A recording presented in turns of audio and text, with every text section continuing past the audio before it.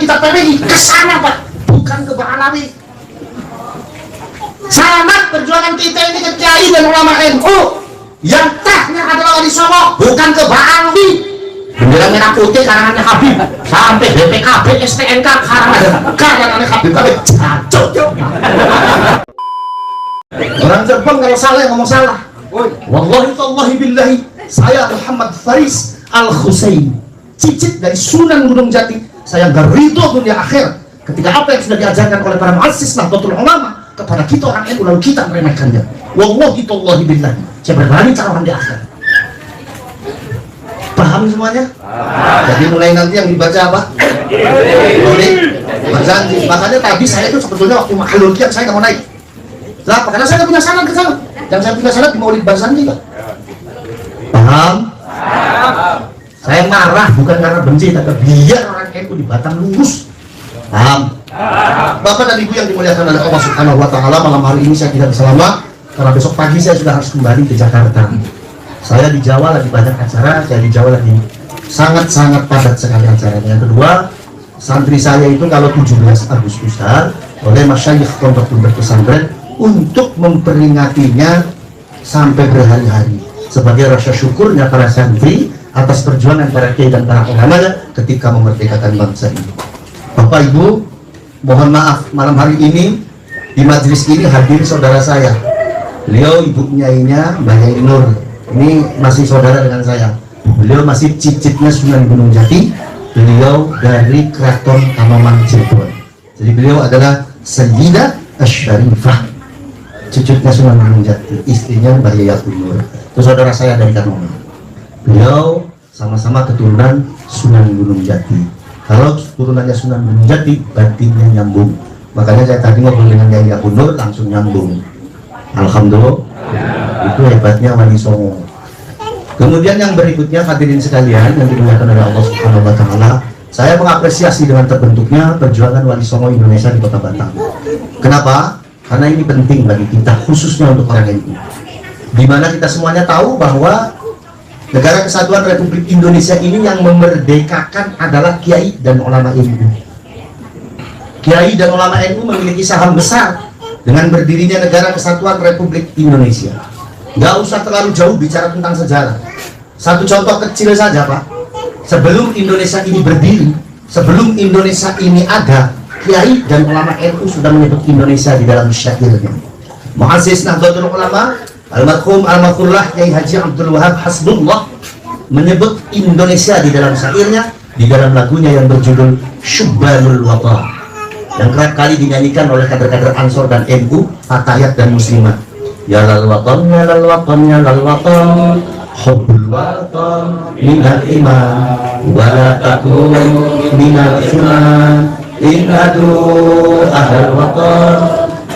Ya, syair berikutnya apa? Indonesia biladi anta walum akhama kullu man ya'tika yawma qawmi hayyal qa'imama. Lagu itu diciptakan oleh Mbah Wahab jauh sebelum Indonesia terbentuk.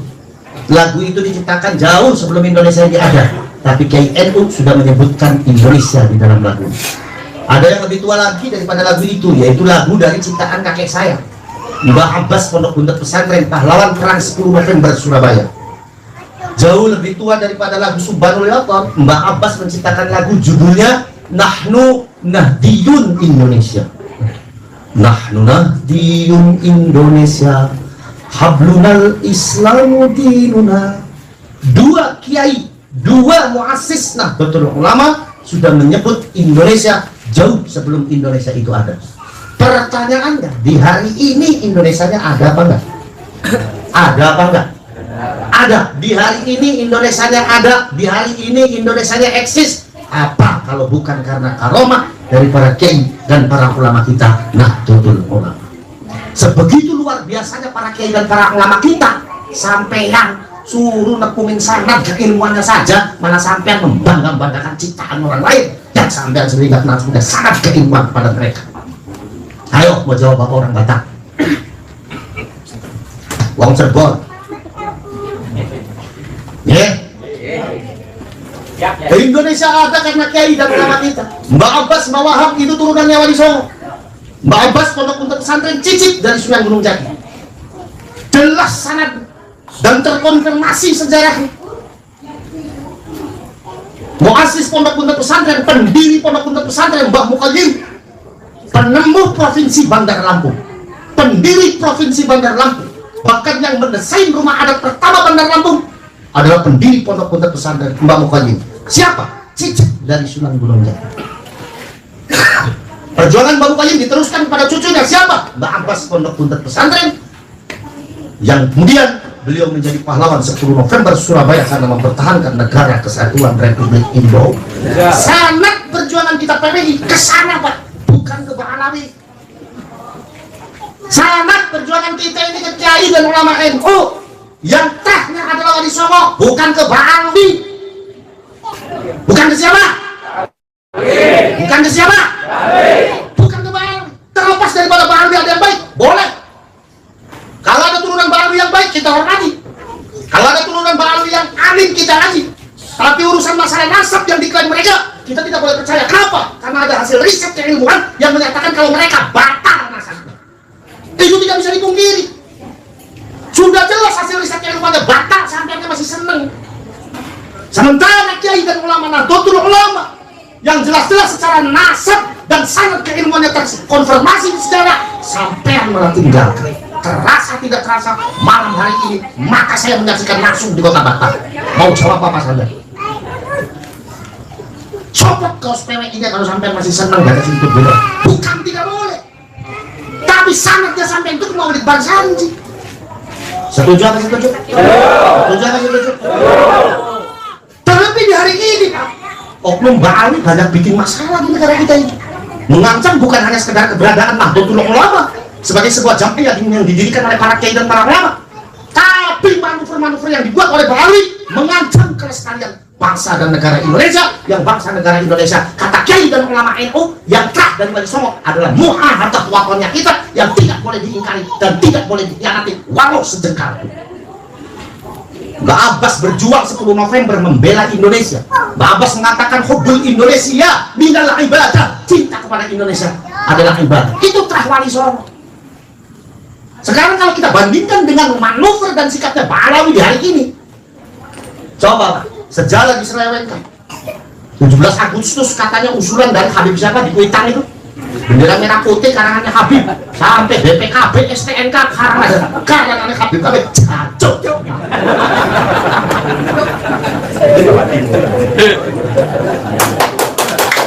Gak usah dikerokin.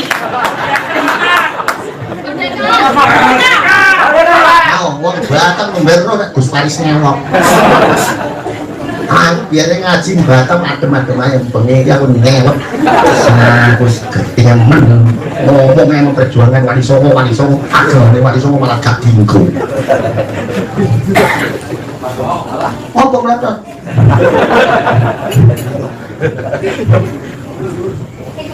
Bendera merah putih karangannya Habib, STNK karangannya Habib, BPKB karangannya Habib, ya Habib di Balawi kan Pangeran Diponegoro, pahlawan dan ulama sufi dari Mataram yang memiliki karamah yang sangat luar biasa di Balawi kan.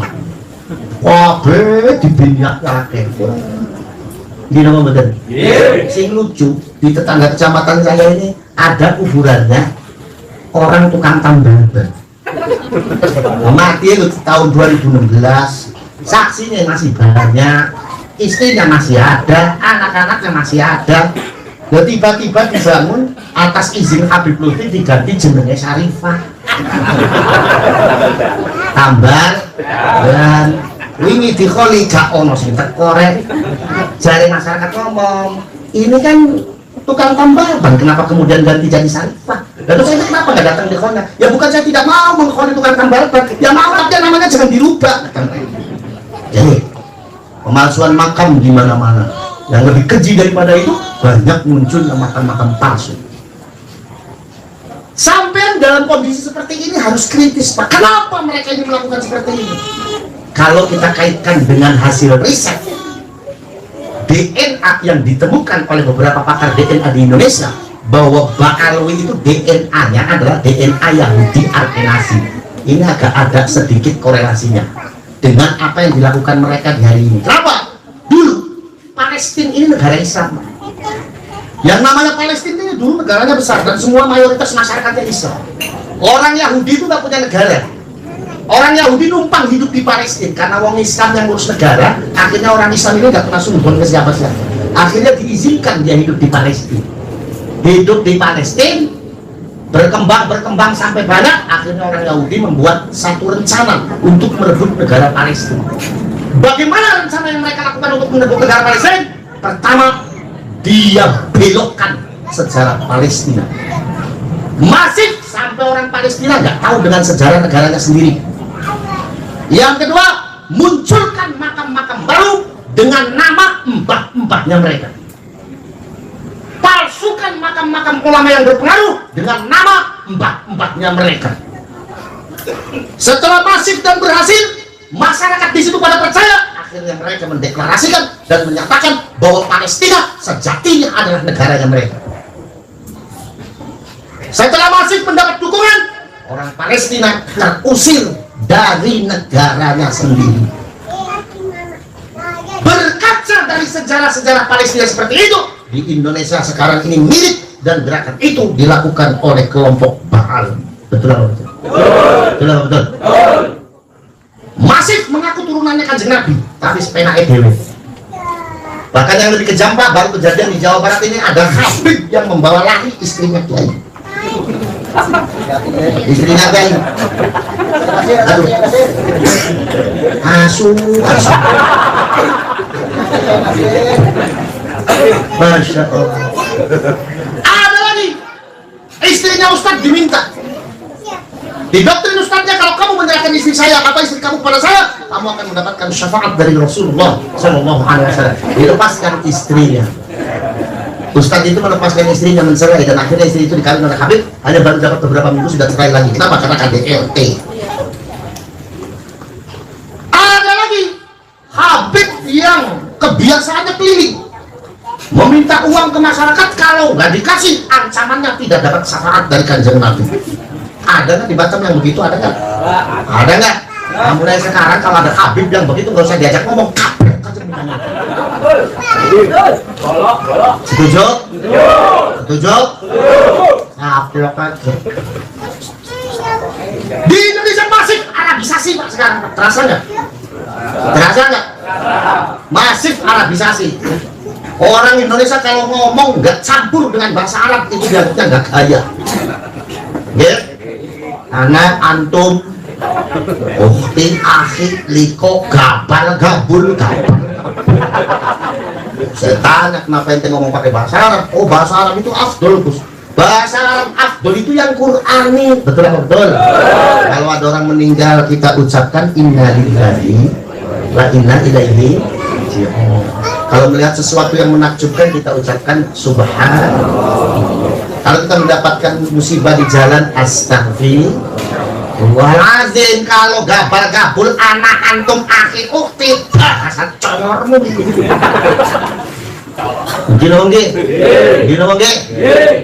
Akhirnya sekarang terjadi Arabisasi. Saya itu nggak bisa bahasa Arab, saya bisa bahasa Arab sesuai nahwu sorof saja. Makanya waktu saya haji, umrah, saya lagi ngopi di warung, saya lagi minum kopi, luwak kopi. Ditanya sama orang Arab, malkah wa ya haji, ini kopi opo haji? Loh, aku lah bingung, bahasa Arab di kopi luwak itu loh. Nah, akhirnya tak jawab sesuai keilmuan santri saya. Tak jawab, hadhil qahwah allati takhruju min silitil luwak.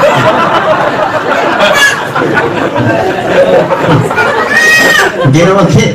Nah, kan soko sing ngene tek Gus, lek apa laku apa Gus bahasa Arab? Safinatun nar. Arabisasi itu jelek buat orang Indonesia. Kenapa? Karena Kanjeng Nabi niku ngajari kula niku ken remen kali tanah kelahiran ning. Gini wong iki. Kanjeng Nabi mengatakan, "Ana Arabiyun." Saya Arab. Siapa yang membenci Arab berarti membenci saya. Hadis itu jangan ditelan mentah-mentah. Hadis itu, kalau kita mau mencerna hadis, dilihat konteksnya.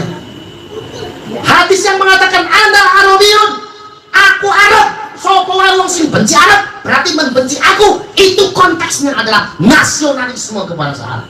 Kanjeng Nabi ngajari kula lan panjenengan kan remen kali tanah kelairannya. Kenapa? Sebab sejatine Kanjeng Nabi niku sanes tiyang Arab. Kanjeng Nabi niku mau Arab, wong sing diarabke. Nggak percaya, ayo kita nuntut nasabnya. Beliau cicitnya Nabi Ismail alaihis, Nabi Ismail putranya Nabi Ibrahim alaihis. Pertanyaannya, semenjak kapan Nabi Ibrahim hidup di Arab? Ayo, Nabi Ibrahim ke Arab itu cuma mengantarkan istrinya, itu pun karena perintah Allah Subhanahu. Nabi Ibrahim lahir di Babilonia, lalu uzlah ke Palestina. Di hari ini Palestina itu letak wilayahnya wilayah Israel. Israel disebut sama Allah di dalam Al-Quran dengan sebutan bangsa tersendiri, ya kan? Ya Bani Israel. Dan Nabi Muhammad itu bukan orang Arab, beliau itu Arab, orang yang diarabkan. Kalaupun beliau mengatakan ana Arabiyun, itu adalah nasionalisme kebangsaan. Maka kalau kita mau mencontoh apa yang dikatakan oleh beliau, ketika beliau mengatakan ana Arabiyun, aku Arab, jatuh kepada kita umatnya di Indonesia, katakan ana Indonesiun, aku Indonesia.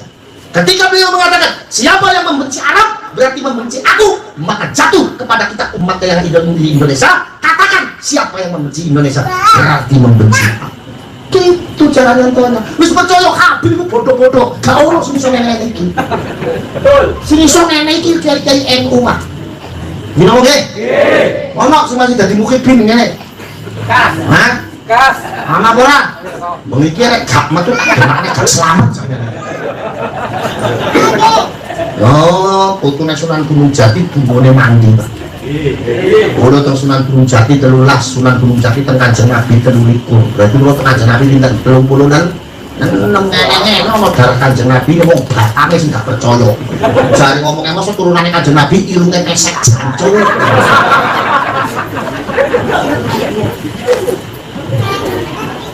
Bahkan yang lebih bahaya lagi dengan apa yang dilakukan oleh Bang Alawi, yang ini Bang Alawi sudah banyak merambah ke makam-makamnya aulia. Di Muria banyak makam-makam yang dilupa di Bang Alawi kan. Laris ngomong betul. Di lingkungan makbaro aulia lainnya juga sama di Bang Alawi kan. Tiba-tiba ada namanya Alidu, tiba-tiba ada namanya Binyakya, tiba-tiba ada namanya apa Asegah. Aku ya Habib Adudu Dudu Habib. Ini nama betul. Tujuan mereka membuat hal-hal seperti itu bukan hanya untuk merusak Eno, tapi untuk merusak bangsa dan negara Indonesia. Tujuannya menguasai Indonesia dan menguasai Jamiah Nahdlatul. Sampai pun bilang apa bahkan sejarah NU itu dibelokkan. Bilang apa betul? Yang lebih parahnya lagi sudah dikarang bukunya, lalu disebarkan di Tegal melalui RMI Tegal. Ini pengurus NU piye? Pengurus NU-nya bagaimana? Kok nggak paham sejarah? Ada buku yang jelas-jelas membelokkan sejarah NU kok diterima aja terus disebarkan. Ini pengurus NU-nya gimana? Dipertanyakan. Mulai terserah membawa hak hilang. Dalam buku itu membawa hak khas nggak ada. Padahal NU itu sejatinya yang menggagas pertama adalah membawa hak khas membawa hak khas menggagas, lalu direalisasikan oleh Mbah Hashim Asy'ari dengan para kiai dan para ulama lainnya. Lembaga Habib hilang gitu Pak, ganti Habib Hashim bin Yahya. Mesti Habib Hashim ini siapa? Aku kenal aja pas Habib Hashim ngomong. Saat dulu Habib Hashim ngomong, aku gak kenal dengan Habib Hashim. Apa ganjan cuy ini nih? Gila bang, gila bang. Perubahan sejarah Indonesia tujuannya menguasai Indonesia agar Indonesia kehilangan nilai-nilai sejarahnya. Kalau Indonesia sudah kehilangan nilai-nilai sejarahnya, maka masyarakat Indonesia akan kehilangan jati dirinya. Ketika masyarakat Indonesia kehilangan jati dirinya, di saat itulah mereka akan merebut bangsa dan negara Indonesia. Kalau bangsa dan negara Indonesia terebut oleh mereka, maka leluhur-leluhur kita, leluhur-leluhur ulama kita akan hilang sejarahnya dari muka bumi ini dan kita akan menjadi orang yang ingkar terhadap sejarah para ulamanya, para kiainya. Kita termasuk orang yang memutuskan sejarah para kiai dan para ulamanya, yang itu adalah guru kita. Di saat itu laknat Allah Subhanahu wa Ta'ala akan jatuh kepada Indonesia. Untung ada PWI, alhamdulillah. Untung ada minimal laknatnya Gusti Allah ditunda. Karena ono wong sing sadar belani para kiai, para ulama, membelani sejarah para kiai, para ulama. Tahu sejarah di dalam Islam bukan hanya sekedar cerita. Sejarah di dalam syariat Islam posisinya bukan hanya untuk contoh saja. Sejarah di dalam Islam itu syariat. Buktinya apa? Jadi kamu ning Quran. Quran itu tidak semuanya membahas hukum, beres semua betul. Quran itu tidak semuanya membahas tentang hukum. Quran itu membahas sejarah. Itu menunjukkan bahwa sejarah itu syariat. Kalau kita kehilangan sejarah kita, maka kita kehilangan syariat kita. Kalau kita terputus sejarah kita, maka kita terputus dengan syariat kita, dan itu dosa besar, dan itu memenuhi syarat untuk datangnya laknat Allah kepada kita. Na'udzubillahi min dzalik. Mungkin apa betul? Maka dibentuknya PWI tujuannya adalah untuk meluruskan sejarah yang dibelokkan, mempertahankan negara kesatuan Republik Indonesia sebagai amanat dakwah para kiai dan para ulama guru kita di Nahdlatul. Yang ketiga adalah mempertahankan nilai-nilai budaya yang sudah diciptakan oleh para kiai dan para ulama di Indonesia. Jangan dianggap yang namanya budaya itu nggak penting. Budaya itu penting sebagai penyokong agama. Dengan itu jangan suudzon dengan apa yang sudah diciptakan oleh leluhur kita. Jangan suudzon. Sampai tahu tari topeng enggak? Tari topeng Cirebon. Tari topeng Cirebon itu yang menciptakan siapa? Yang menciptakan kakek saya dan kakeknya Bumen. Siapa? Pangeran Cakrabuana. Tari topeng diciptakan oleh Pangeran Cakrabuana ini untuk menjawab tantangan perangnya Kerawang ketika itu Kerawangnya itu menantang Cirebon dan Cirebonnya tidak mau perang. Maka Pangeran Cakrabuana membuat gerakan untuk menjawab. Pangeran Cakrabuana tidak mau menjawab memakai lisan. Ditanya kenapa Pangeran? Karena takut terjadi fitnah lisan. Maka beliau menjawabnya dengan gerakan. Di mana gerakan pertama ini disebut dengan gerakan kelana gandrung. Maknanya apa? Maknanya gerakan itu mengajak Kerawang untuk tidak perang. Sudahlah jangan perang. Perang itu nggak ada yang untung. Semuanya rugi. Kerawangnya tetap nantang. Dibuat gerakan kedua namanya gerakan kesatria. Di mana gerakan kesatria ini menunjukkan bahwa Pangeran Cakrabuana kepada Kerawang, sudah jangan perang, kalau perang kamu yang kalah. Kerawangnya tetap nantang. Dibikin kerana ketiga, di mana kerana ketiga ini menunjukkan gerakannya menunjukkan bahwa ya sudah, kalau kamu mau menantang terus, apa boleh buat. Akhirnya terjadilah perang antara Kerawang dengan Cirebon. Kerawangnya kalah, dibuat gerakan keempat. Di mana gerakan keempat menunjukkan makna bahwa Pangeran Cakrabuana memberitahu, tuh percaya sama saya, kamu kalau perang kamu yang kalah. Sudah, sekarang nggak usah saling dendam, ayo damai lagi dan kita bersama-sama membangun negeri ini, membangun negeri Pajajaran ini. Akhirnya bersatu lagi Cirebon dengan Kerawang. Tari topeng diciptakan oleh Pangeran Cakrabuana. Pangeran Cakrabuana riadohnya 15 tahun. Beliau menciptakan itu dengan riadoh. Sebegitu luar biasanya leluhur kita di dalam menciptakan sebuah karya, sebuah budaya kehidupan masyarakat. Kita yang tidak paham, kita hanya bisa mengharamkan, kita hanya bisa mengkafirkan. Jangan wong Cirebon sekali kiri tetap kiri.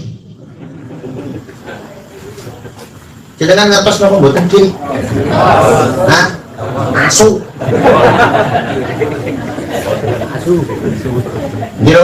Jadi jangan meremehkan dengan apa yang sudah diciptakan oleh beliau.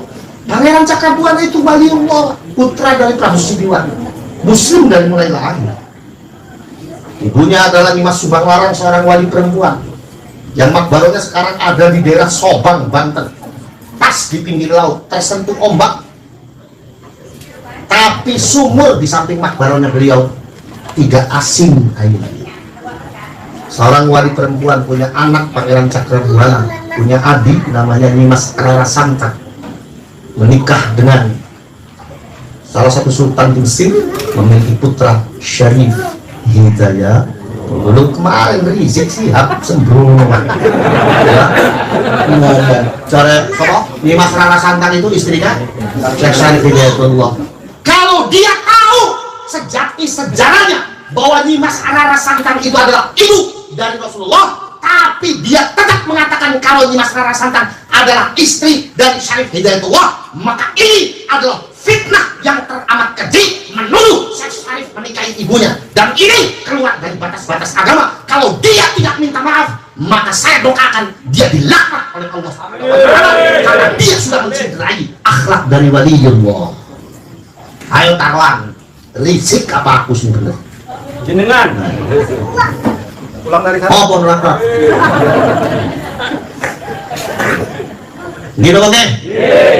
Udah jelas tahu semua santri jagat yang namanya Nimas Rara Santang ini ibu dari Syarif Hidayat Sultan Gunung Jati. Oh, dikotokan istrinya. Kalau dia tahu sejarah sejatinya, tapi dia tetap ngomong begini, ini fitnah. Fitnah yang teramat keji kepada seorang waliullah. Saya sebagai cucunya, saya tidak terima dan tidak ridho dunia akhir. Kalau dia tidak minta maaf, saya doakan dia dilaknat pada Allah Subhanahu wa taala karena dia sudah memfitnah kekasihnya Allah, waliullah Sunan Gunung. Itulah tujuan didirikannya PW